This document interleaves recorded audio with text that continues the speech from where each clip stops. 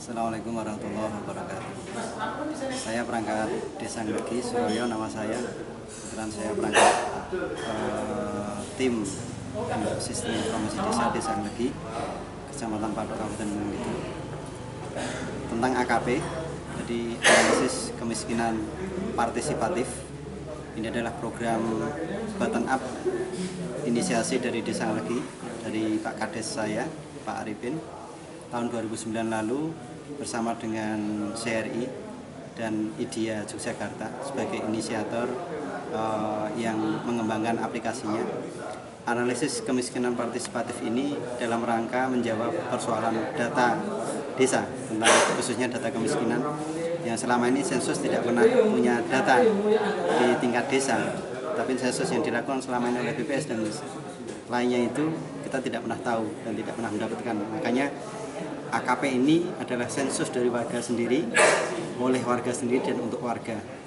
Alurnya sekilas bahwa analisis kemiskinan partisipatif ini dilakukan oleh warga di tingkat dusun melalui Dasasma, sehingga 10 anggota keluarga atau Dasawesma itu berkumpul dalam satu tempat, kemudian satu orang sebagai kader AKP dari desa ini memberikan pertanyaan-pertanyaan. Itulah yang disebut dengan sensus warga. Kemudian warga lain dalam satu Dasawesma itu akan mengetahui jawaban-jawaban masing-masing dari pertanyaan yang kita sampaikan. Validitas data ini menjadi garansi bersama.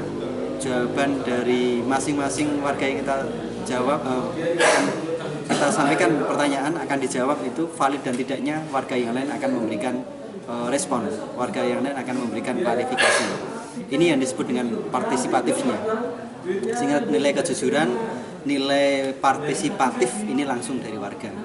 Kemudian hasil diskusi dan dialog termasuk sensus yang kita lakukan dengan berbagai pertanyaan yang sudah kita tetapkan di instrumen pertanyaan, ini akhirnya kita musduskan, musyawarah dusun, tingkat dusun, uji publik namanya. Sehingga si A, si B itu dianggap miskin, dianggap kaya, dan sebagainya, kita uji publik. Warga akan mengatakan ya dan tidak, sepakat atau tidak di uji publik itu. Kemudian kita kunci hasil dari uji publik setiap padukuhan.